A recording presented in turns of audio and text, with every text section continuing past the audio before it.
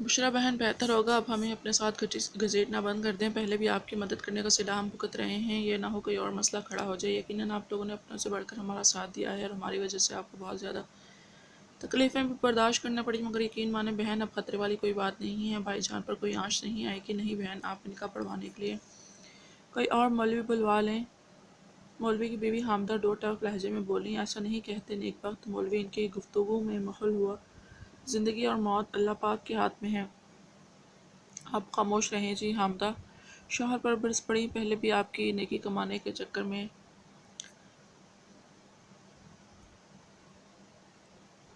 ہمیں یہ دن دیکھنا پڑا ہے، میں نہیں چاہتی کہ گھر کے ساتھ ساتھ ہمیں عزت کے بھی لالے پڑ جائیں۔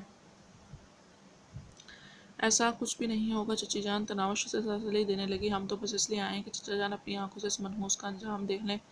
سپنے دیکھنا بند کرو لڑکی، ایسا کچھ ڈرامہ فلموں میں تو ہو سکتا ہے، حقیقت میں نہیں۔ دلاور شیخ جیسے درندوں کی رسی بھی مالک نے ڈھیلی چھوڑی رکھتا ہے، ایسے موذی کا ہم جیسے کمزور لوگ کچھ نہیں بگاڑ سکتے۔ بہن جی، ہم مولوی صاحب کو دلاور شیخ سے لڑائی کرنے کی دعوت نہیں دینے آئے، خطرہ تو لڑکے والوں کو ہونا چاہیے نا۔ مولوی صاحب تو نکاح پڑھوانے تشریف لائیں گے، اس بات پر اس منحوس دلاور کو کیا اعتراض ہوگا؟ وہ تو ٹھیک ہے، حامدہ نے کچھ کہنے کے لیے پر تولے، مگر مولوی صاحب محبوب الہی قطع کلامی کرتا ہوا بولا، ٹھیک ہے بہن جی، اگر آپ کی خوشی اس میں ہے تو بعد از نماز عصر حاضر ہو جاؤں گا، اللہ پاک آپ کو عزت دے بھائی جان۔ بشریٰ نے ممنونیت سے کہا۔ مولوی صاحب کا حوصلہ دیکھ کر تناوش کی آنکھیں بھی نم ہو گئی تھیں، وہ بے صبری سے اس وقت کا انتظار کرنے لگی جب دلاور شیخ جیسے ظالم کا انجام اپنے آنکھوں سے دوچار ہوتا۔ مولوی محبوب الہی کا حتمی جواب سن کر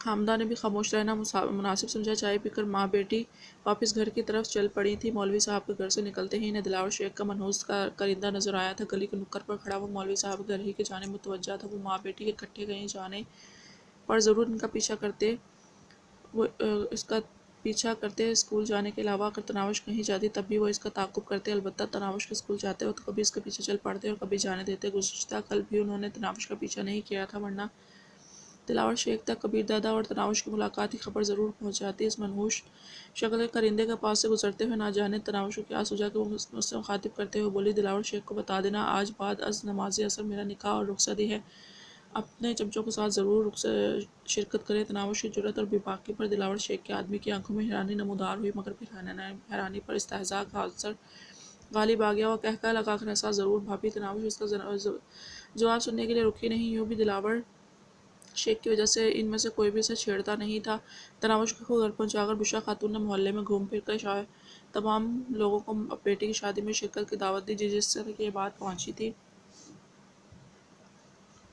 وہ مشتہر ہوتا گیا، ہر ایک تفصیل جاننے کا خواہاں تھا، مگر سب کے سوال کے جواب میں اگر بشریٰ خاتون یہ کہتی، اللہ کے دہاں دیر ہے اندھیر نہیں، گھر پہنچنے پر اسے تناوش افسردہ انداز میں بیٹھی نظر آئی تھی۔ یقیناً شادی کر کے گھر سے ہمیشہ ہمیشہ کے لیے رخصت ہونا کسی لڑکی کے لیے بہت اذیت ناک اور مشکل مرحلہ ہوتا ہے۔ پسند کی شادی کرنے والی لڑکی بھی اس موقع پر آنسو بہائے باہر نہیں رہ سکتی، یہاں تو مسئلہ ہی اور تھا، اور اپنے بھائی کی موت کا بدلہ لینے کے لیے اس نے اندھا جوا کھیلا تھا۔ نامعلوم کبیر دادا اس کا ساتھ کیسا سلوک کرتا؟ ایک عجیب بات یہ تھی کہ اسے کبیر دادا سے کوئی ڈر اور خوف محسوس نہیں ہو رہا تھا۔ بلوغت کی سیڑھی پر قدم رکھتے ہی لڑکی کی طرح اس نے بھی اندیکھے شہزادے کے خواب دیکھنا شروع کر دیے تھے۔ جب سے اس نے اس کا دولہا بننا تھا، اس کے سپنوں کی راہ میں سب سے بڑی رکاوٹ دلاور شیخ کی صورت میں نمودار ہوئی تھی، جس نے خوبصورت سپنوں کو چھین کر اداسین کی آنکھوں میں سجا دی تھی۔ اب کبیر دادا اسے ملنے کے بعد نہ جانے کیوں ایسا محسوس ہو رہا تھا، وہ ہمیشہ سے اس کے خواب دیکھتی رہی ہے۔ بشریٰ بیٹی کے قریب بیٹھتے ہوئے بولی، اب پریشان ہونے کا کیا فائدہ، تیر کمان سے نکل چکا ہے، بس نتیجے کا انتظار کرو۔ ماں کا ہاتھ پکڑ کر اپنے ہونٹوں سے لگاتی بولی، ماں جی، میں اپنے فیصلے پر نہیں، آپ سے جدائی کا سوچ کر دکھی ہوں۔ اسے تسلی دیتے ہوئے، جدائی کون سی، ایک جو شہر میں ہوں گے، میں روزانہ اپنی بیٹی سے ملنے جایا کروں گی۔ نہیں ماں جی، تناوش نے نفی میں سر ہلایا، آپ کبھی وہاں نہیں آئیں گی، جب بھی موقع ملا میں خود یہاں آ جایا کروں گی۔ کیوں؟ وہ حیران ہی تو رہ گئی تھی، کیا تمہارے ہونے والے شوہر کا حکم ہے؟ نہیں، ایک مرتبہ پھر اسے نفی میں سر ہلایا، میرا بھی اپنا فیصلہ ہے، فکر نہ کریں، جب بھی آپ کا دل چاہے گا میں ملنے آ جایا کروں گی۔ بشریٰ مسکرائی، تو کیا مجھ سے ملنے کو تمہارا دل نہیں چاہے گا؟ ایسا بھی میں سوچ کیسے نہیں سکتی ہیں، تناوش شکوا نہ ہوئی، مذاق کر رہی تھی چندا۔ بشریٰ نے جھک کر بیٹی کا ماتھا چوما۔ اس وقت دروازہ کھٹکھٹا کر تناوش کی 2 سہیلیاں گھر میں داخل ہوئی تھیں۔ یقیناً اسکول واپسی پر انہیں تناوش کی بابت معلوم ہوا تھا اور وہاں سے بھاگتی ہوئی وہاں پہنچی تھیں۔ دونوں سگی بہنیں تھیں، ایک اسکول کے کپڑے تک وہ تبدیل نہیں کر سکی تھیں۔ بشریٰ انہیں خوش آمدید کہتی وہاں سے ہٹ گئی تھیں۔ شازیہ اور نازیہ نے آتے ساتھ سوالوں کی بوچھاڑ کر دی تھی۔ انہیں دلاور شیخ کے بارے میں مکمل معلوم تھا، وہ بلکہ وہ کیا پورا محلہ اس بات کو اچھی طرح جانتا تھا، اور ابھران اس بات پر تھے کہ آخر دلاور شیخ جیسے درندے سے ان کی جان کیسے چھوٹی۔ وہ فقیہ لہجے میں بولی، میرے ہونے والے شوہر کے سامنے دلاور شیخ کی حیثیت ایک کیڑے جتنی بھی نہیں ہے۔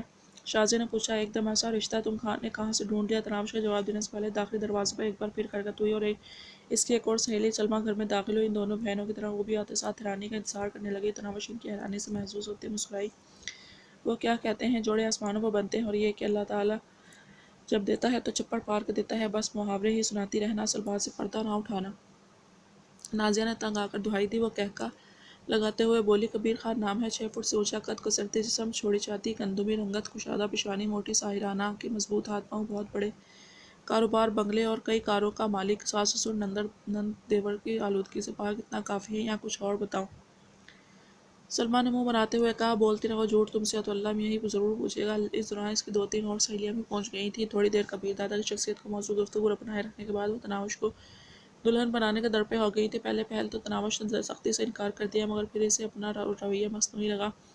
شادی کے دن لڑکے کا بناؤ سنگار کرنا رسم و رواج کا حصہ تھا، بلکہ اس بارے میں تو شریعت کا بھی حکم موجود تھا۔ سب سے بڑھ کر وہ کبیر کے خصوصی انعام سے نوازنا چاہتی تھی۔ جب سے اس سے معاہدہ ہو گیا تھا تو اسے اپنے الفاظ کو پاس رکھنا ہی تھا۔ اس سے بھلائی نظر آئی، اس کے پاس میک اپ کا کوئی سامان نہیں تھا، نہ وہ اس قسم کی عیاشیوں کی متحمل ہو سکتی تھی۔ زیادہ سے زیادہ سر پر تیل کنگھا کر دینا ہی اس کی تیاری میں شامل ہوتا تھا۔ یوں بھی حسن کو سجاوٹ کی ضرورت نہیں ہوتی، مگر اب اس کی شادی ہونے جا رہی تھی اور دلہن کو سجاوٹ تیل کنگھی تک محدود نہیں ہوتی۔ اس کی سہیلیوں کی نظر سے بھی اس کی غربت اوجھل نہیں تھی۔ اس کی ماں کے ہاتھوں بازار سے میک اپ کا سامان منگوانے کی بجائے سلمیٰ اپنا میک اپ باکس اٹھا لائی تھی۔ وہ ایک کھاتے پیتے گھرانے سے تعلق رکھتی تھی۔ آج کل یوں بھی ایک صاحب حیثیت لڑکی کے پاس میک اپ کا اتنا سامان موجود ہوتا ہے جس سے چھوٹے موٹے بیوٹی پارلر کی ضروریات پوری کی جا سکیں۔ یہ غریب عورت جو بیٹی کی ماں ہو، وہ بیٹی کی پیدائش کے ساتھ ہی اس کے جہیز کی فکر میں مصروف ہو جاتی ہے۔ شادی کی خریداری کے عملہ اور غریبوں کا طریقہ کار بالکل مختلف ہے۔ امیروں کی خریداری شادی سے چند دن پہلے شروع ہوتی ہے، جبکہ غریب کی ساری زندگی بیٹی کا جہیز تیار کرتے گزر جاتی ہے۔ تناوش کی ماں نے بھی اس کے لیے تھوڑی بہت جیولری اور چند لباس خرید رکھے تھے۔ انہی میں سے ایک سرخ رنگ کا جوڑا تناوش کو پہنا کر اس نے دلہن کا روپ دے دیا تھا۔ شادی کی تقریب گھر کے اندر ہی ہونا قرار پائی تھی۔ ان کا گھر 12 مرلے پر مشتمل تھا، 2 کمرے اور برآمدے، اور پھر اس کے سامنے ایک کافی کھلا صحن موجود تھا۔ بشریٰ خاتون کے پاس اتنی استطاعت نہیں تھی، ورنہ اس گھر کو بہترین انداز میں تعمیر کرا کے کرائے پر بھی چڑھا سکتی تھی۔ 2 کمرے بھی اس کے شوہر رفیق نے زندگی میں بنا چھوڑے تھے۔ اب تو بشریٰ مشکل سے اپنا اور اپنی بیٹی کا پیٹ پال رہی تھی۔ تعمیر کی مد میں رقم کہاں سے لاتی؟ بشریٰ نے شازیہ کے بھائی کو کہہ کر ایک کنات کرائے پر منگوا کر برآمدے کے سامنے لگا دی تاکہ عورتوں اور مردوں کے درمیان پردہ قائم ہو سکے۔ کمرے میں موجود 3-4 چارپائیاں انہوں نے مردوں کے بیٹھنے کے لیے صحن میں بچھا دی تھیں۔ چند چارپائیاں پڑوسیوں کے گھر سے بھی مانگ کر لے آئے تھے۔ شادی کی تمام تیاریاں مکمل تھیں۔ محلے کے چند مرد صحن میں آ کر بیٹھ گئے تھے۔ شادی میں شرکت کے لیے تو ہمت کر کے آ گئے تھے، مگر انہیں رہ کر دلاور شیخ کا خوف گھیرنے لگتا۔ وہ بہت پہلے سے تناوش کی شادی کا دعویدار تھا، اور اب اس کی شادی پر اسے کہاں خاموش ہونا تھا، مگر اب تک وہ وہاں نہیں پہنچا تھا۔ شاید وہ بارات کی آمد کا منتظر تھا۔ اس کے 1-2 چمچے پڑوسیوں کو بشریٰ کے گھر کے گرد گھومتے نظر آئے تھے۔ عصر کی اذان کی آواز سن کر 2-3 آدمی نماز کے لیے مسجد کی طرف بڑھ گئے، جب کچھ عزلی بے اصلی سے مالک کائنات کی دعوت کو نظر انداز کیے بیٹھے رہے ہوئے۔ یقیناً انہیں فلاح کی ضرورت نہیں تھی، ورنہ فلاح کے زمانے یقیناً نماز سے غافل نہ رہتے۔ نماز کے بعد مولوی صاحب محبوب الہی بھی پہنچ گئے تھے۔ محلہ داری میں لوگ آپس میں پردے کا اہتمام کم ہی کرتے تھے۔ اس کے باوجود مولوی محبوب الہی نے پردے قریب جا کر اندر جانے کی اجازت سے طلب کرنا ضروری سمجھا تاکہ کوئی عورت پردہ کرنے جائے تو اطلاع مل جائے۔ بشریٰ نے اسے خوش آمدید کہتے ہوئے اندر بلا لیا تھا۔ سیدھا تناوش کے قریب پہنچا اور اس کے سر پر ہاتھ رکھتے ہوئے کہا، میں آ گیا ہوں بیٹی، اللہ پاک آپ کو دنیا اور آخرت کی عزت عطا فرمائے۔ مولوی صاحب، تناوش نے ممنونیت بھرے انداز میں کہا، آمین، اللہ پاک ہم سب کو عزت سے نوازے۔ دعائیہ انداز میں کہتے ہوئے مولوی محبوب الہی باہر نکل گئے۔ اس وقت تناوش نے موبائل فون نکالا تاکہ کبیر دادا کا نمبر ڈائل کر سکے۔ اس سے پہلے کوئی نمبر ملاتے اس کے کانوں میں دلاور شیخ کی منحوس آواز پڑی تھی، ارے یہاں تو سچ میں شادی کا ماحول بنا ہے۔ انہیں شاید دلاور شیخ کی طاقت کے بارے میں کچھ شبہ ہو گیا ہے، لگتا تو یہی ہے۔ باس ان کی اس کے ایک چمچے کی آواز ابھری، اور تم سب کو میرا کوئی خوف نہیں رہا، یہاں اکٹھے ہو گئے ہو، یقیناً یہ اس بڈھے عاشق مولوی کی کارستانی ہے۔ بےہودہ انداز میں کہتے ہوئے مولوی محبوب الہی کی طرف بڑھا، کیوں مولوی تجھے کون سا کیڑا سدھرنے نہیں دے رہا؟ اس کے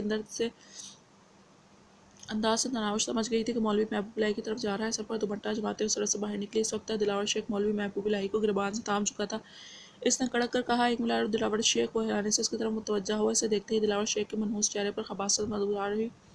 ارے واہ، یہاں تو میری دلہن کسی اور کے لیے سجی ہوئی ہے۔ مولوی صاحب کو چھوڑ دو، دلاور شیخ تناوش نے اپنی ہی بات دہرائی تھی۔ اگر کسی کی اتنی جرأت ہے کہ دلاور شیخ سے گراباں چھڑا لے تو آگے آئے اور آ جائے۔ تو مرد ہے کہ ہجڑا تناوش کے الفاظ سے نہیں تھے کہ دلاور شیخ آپس سے باہر نہ ہوتا۔ وہ کمینگی سے بولا، بے فکر رہو، میری گردانگی کا ثبوت تمہیں آج رات مل جائے گا۔ بی بی وہ بات کا مسئلہ ہے، فی الحال مولوی کا گریبان چھوڑو۔ تو کیا تم نے خود نہیں کہا تھا کہ جب کوئی میری بارات لے کر آئے تو وہ خود بھی جان سے جائے گا اور تم میرے BA کرنے سے پہلے مجھ سے شادی کر لو گے؟ بالکل کہا تھا۔ دلاور شیخ نے چھاتی چھوڑی کی۔ تم نے نکاح پڑھانے والے کے بارے میں تو کوئی ایسی بات نہیں کی تھی۔ پھر مولوی صاحب کی توہین کا مطلب میرے ہونے والے شوہر سے نمٹ لو، شاید اس کے بعد مجھ سے نکاح پڑھانے کے لیے تمہیں بھی مولوی صاحب کی ضرورت پیش آ جائے۔ یہ تو تم نے کام کی بات کی ہے۔ مولوی صاحب کا گریبان چھوڑ کر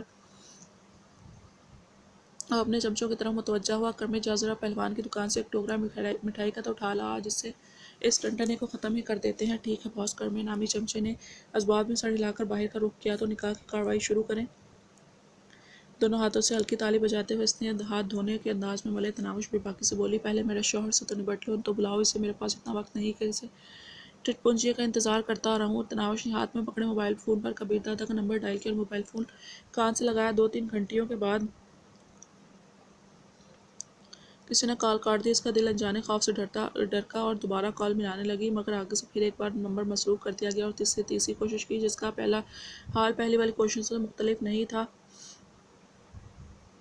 ایک دم اس کا رنگ پیلا پڑ گیا۔ اس کی بے باکی اور بہادری کے غبارے سے فوراً ہوا نکل گئی تھی۔ یقیناً کبیر دادا کو اس کے کام میں دلچسپی نہیں تھی۔ وقتی طور پر اسے ٹالنے کے اس نے حامی بھری تھی، ورنہ نہ تو اس کی زندگی میں خوبصورت لڑکیوں کی کمی تھی اور نہ اسے تناوش سے نکاح پڑھانے کا کوئی شوق تھا۔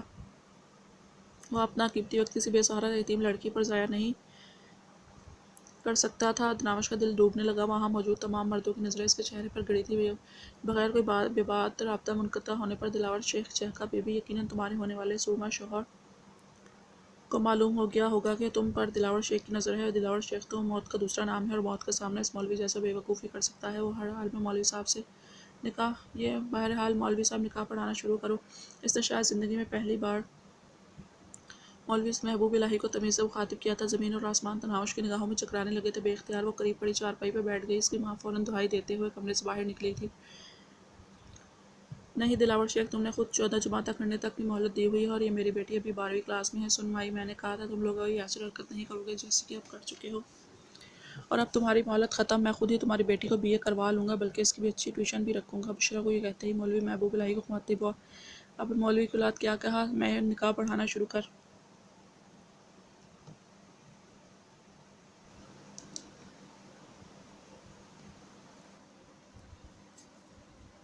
مگر لڑکی تیار نہیں ہے۔ مولوی محبوب الہی نے معترض ہوتے ہوئے کہا، کیسے تیار نہیں ہے؟ اپنے کسی یار کے لیے تو اتنے اسناد سنگار کر لیا ہے، عاشق کی بھی مایوس نہیں کرے گی۔ مگر جناب لڑکی رضامند تو لازمی ہوتی ہے نا؟ تم فکر نہ کرو، وہ بالکل رضامند ہوگی۔ یقیناً اسے تمہاری لاش دیکھنا پسند نہیں ہوگا۔ یہ کہتے ہی اس جیب سے پستول نکال کر مولوی محبوب الہی کنپٹی پر رکھ دیا تھا۔ حیران و پریشان بیٹھی تناوش کے سر پر اور قیامت ٹوٹی تھی۔ مولوی صاحب کو بڑے اعتماد سے بلا کر لائی تھی۔ اس نے تو دعویٰ کیا تھا کہ دلاور شیخ سے ہاتھ بھی نہیں لگ سکے۔ مولوی صاحب کو جان کے لالے پڑ گئے تھے۔ خدا کے لیے ظلم نہ کرو۔ دلاور شیخ کے سامنے ہاتھ باندھتی گڑگڑائی ہوئی اطمینان سے بولا، ٹھیک ہے، تم میرے ساتھ نکاح پڑھوا لو، مولوی کو کچھ نہیں کہوں گا۔ تناوش کے پورے وجود کے اندر بے بسی بھر گئی تھی۔ اس کے دماغ میں مولوی بیوی کی حامدہ کی آواز بری سے دیکھنا بند کرو، ایسا کچھ پلاٹ فلموں ڈراموں میں ہوتا ہے، حقیقت میں نہیں۔ دلاور شیخ جیسے رسی کو مالک بھی ڈھیلا چھوڑے رکھتا ہے، ایسے موذی کام کمزور لوگ کچھ نہیں بگاڑ سکتے۔ اس کی بات بالکل سچ تھی۔ اب دلاور شیخ کی بات نہ مان کر بس مولوی صاحب کی زندگی کی دشمن ہی بن سکتی تھی۔ ایک لمحہ سوچنے کے بعد وہ بھرائی ہوئی آواز میں بولی تھی، ٹھیک ہے مولوی صاحب، آپ نکاح پڑھانا شروع کریں۔